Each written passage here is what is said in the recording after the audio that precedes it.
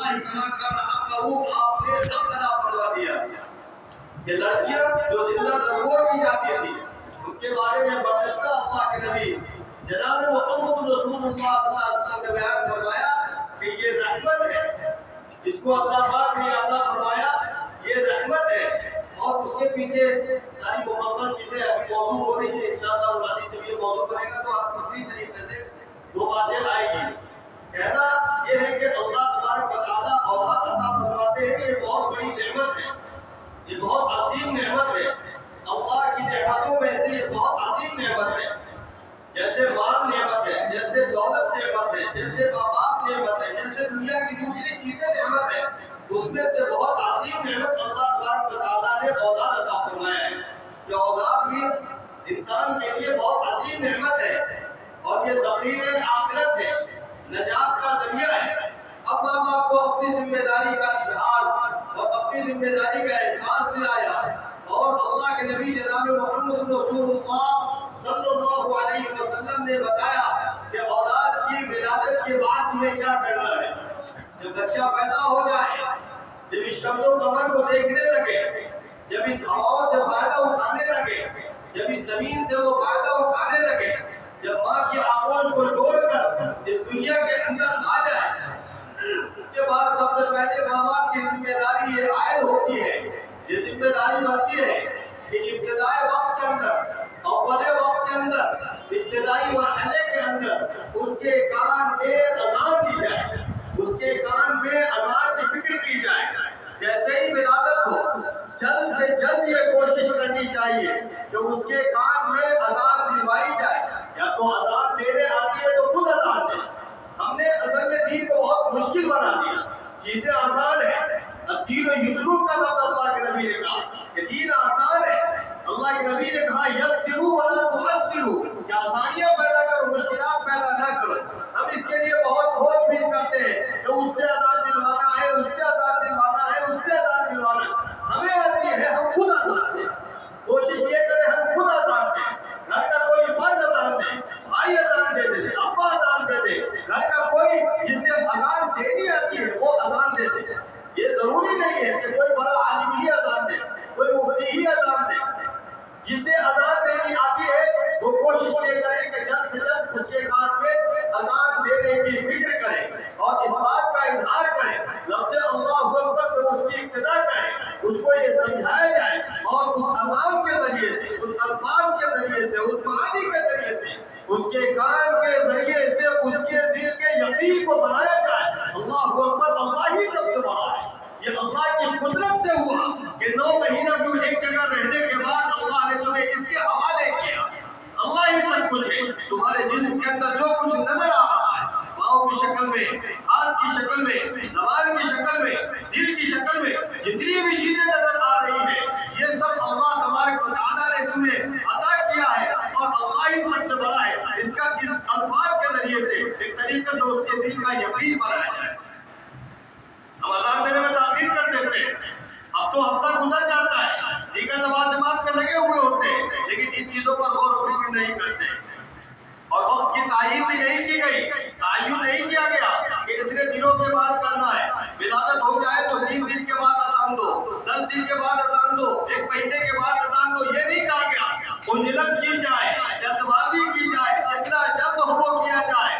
جتنا جلد یہ کوشش ہو کہ پہلے الفاظ اس کے کان کے اندر اللہ اکبر کے پڑے۔ حضرت ابو رافع رضی اللہ تعالیٰ عنہ بیان فرماتے ہیں کہ جب حضرت حسن بن علی رضی اللہ تعالیٰ عنہ کی ولادت ہوئی تو آپ علیہ السلام یعنی جناب محمد رسول اللہ صلی اللہ علیہ وسلم نے حضرت حسن کے کان میں اذان دی، نماز کی اذان دی گئی۔ اس لیے مشہور طریقہ یہ ہے، بہتر طریقہ یہ ہے، افضل طریقہ یہ ہے، احسن طریقہ یہ ہے کہ جب بچے کی ولادت ہو جائے، جب اولاد کی ولادت ہو جائے، جب نور نظر کی ولادت ہو جائے، جب لفظ جگر اس کائنات کے حوالے ہو جائے اور یہاں آ جائے تو پوری کوشش یہ ہونی چاہیے کہ اذان سے اس کی ابتدا کی جائے اور جو اذان نماز کے لیے دی جاتی ہے وہ اذان اس کے کان میں دی جائے۔ ایک کان میں اذان دی جائے اور دوسرے کان کے اندر اقامت کہی جائے۔ اس کے زندگی کو ابتدائی مرحلوں میں یہ سمجھا دیا جائے کہ جب جنازہ ہوگی، جب اس دنیا سے آدمی جائے گا اور جب جنازے کی نماز پڑھے گا اس پہ نعت و غزال دی جائے گی، اس پہ نعت پڑھی جائے گی اور وہیں سے یہ حقیقت سمجھا دی جائے اور زندگی کے متعلق یہ بات اسے سمجھ میں آ جائے اور یہ بات بتا دی جائے کہ انسانی زندگی کا اگر مرحلہ ہے اور انسانی زندگی کا اگر وقت دنیا کے اندر انسان نے ملا ہے تو ایک اذان سے لے کر اقامت تک کا وقت ملا ہے۔ اس لیے ہماری پہلی کوشش یہ ہونی چاہیے کہ ولادت کے بعد جلد سے جلد اس کے کام کے اندر اذان دیا جائے۔ اب دوسری ذمہ داری نبی پاک علیہ السلام نے بیان فرمایا کہ دوسری ذمہ داری ماں باپ کی ہے کہ اس کے نام کا انتخاب کیا جائے، اس کا نام رکھا جائے، اس کا بہتر سے بہتر نام رکھا جائے۔ انبیاء کے نام کے اوپر اگر ہو تو انبیاء کے نام کے اوپر نام رکھا جائے، صحابہ کے جو نام ہے ان ناموں کو رکھا جائے، بزرگان دین، اللہ والے نیک دیندار، یہ افراد جو ہے ان لوگوں کے نام کے متعلق فکر بندی کے ساتھ نام رکھا جائے اور نام رکھتے وقت یہ نیت کی جائے کہ اللہ میں جو نام رکھ رہا ہوں اس نیت کے ساتھ رکھ رہا ہوں کہ جو اوصاف خالد بن ولید میں تھے، جو اوصاف ابو بکر صدیق میں تھے، جو اوصاف حضرت عمر میں تھے، جو نام کا ہم انتخاب کر رہے ہیں، جو نام کے متعلق جو نام اس سے مل رہا ہے اور جس طریقے کا نام رکھنا چاہ رہے ہیں، اے اللہ وہ اوصاف میرے بچے کے اندر بھی داخل فرما دے۔ اس نیت سے جب رکھیں گے امید قوی رکھیں، اللہ سے یہ امید رکھیں کہ اللہ نے جو کام عمر بن خطاب سے لیا ہے، اللہ نے جو کام ابو عبیدہ بن جراح سے لیا ہے، اللہ نے جو کام صحابہ کرام کی مضبوط جماعت سے لیا ہے، انشاءاللہ العزیز وہ کام اس بچے سے اللہ دے گا۔ اس نیت کے ساتھ، اس عزم کے ساتھ نام رکھنے کی کوشش کریں۔ لیکن آج سماج کے اندر، معاشرے کے اندر، نظام کے اندر ایک بات پیوست ہو گئی ہے اور ایک بات سوچ میں آ گئی ہے کہ ہم یہ کوشش کرتے کچھ ہٹ کر نام رکھا جائے،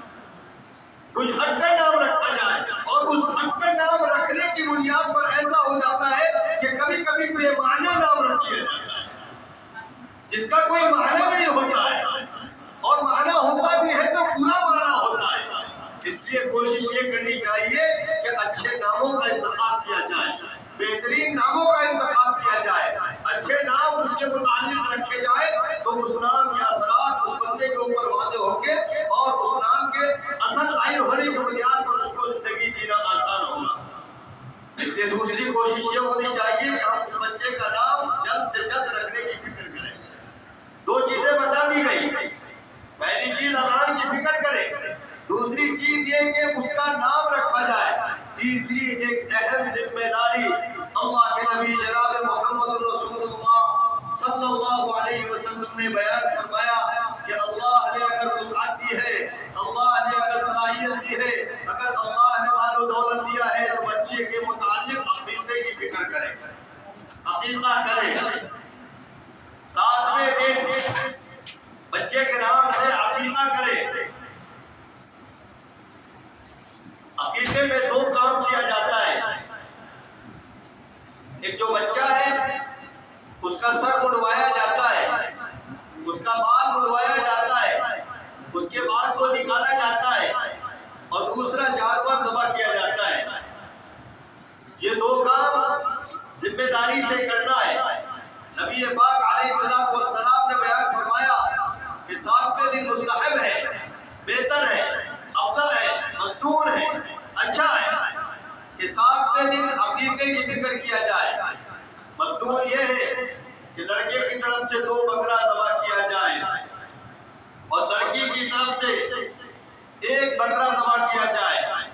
اسی طریقے سے لڑکے کی طرف سے 2 بکری ذبح کی جائے۔ آج کا ماننا یہ ہے کہ بکری پر نہیں ہوتا ہے، نر ہو یا مادہ ہو دونوں کے اوپر عقیقہ درست ہے۔ لڑکے کی طرف سے 2 بکری ذبح کی جائے اور لڑکی کی طرف سے 1 بکری ذبح کی جائے، لیکن کوشش یہ کرنا چاہیے کہ 7ویں دن اس کی فکر کرنی چاہیے۔ اللہ نے بہت وسعت دی ہوتی ہے، ساری صلاحیتیں ہوتی ہیں، ساری چیزیں موجود ہوتی ہیں، لیکن صرف انتظار اس بات کا ہوتا ہے کہ میرے بہت سے رشتے داران، میرے بہت سے محبین، میرے بہت سے دوست احباب، میرے رفقا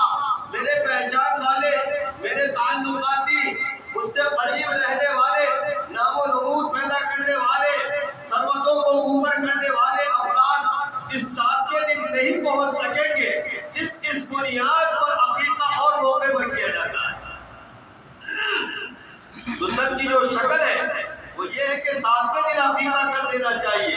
اس میں شرکت کس کی ہو پاتی ہے، شرکت کس کی نہ ہو پاتی ہے، یہ اصل معنی نہیں رکھتا ہے. ہمیں تو اصل سنت پر عمل کرنا ہے،